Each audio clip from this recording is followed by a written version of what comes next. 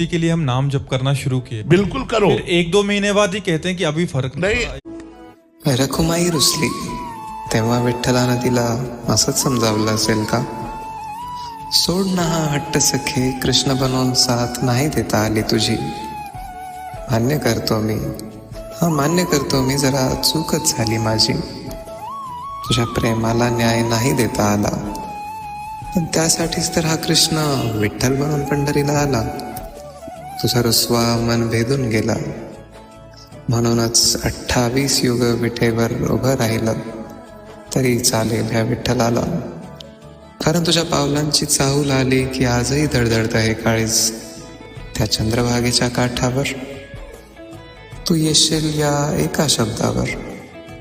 हा विठ्ठल अजूनही थांबलाय त्या पंढरपूरच्या वाळवंटावर.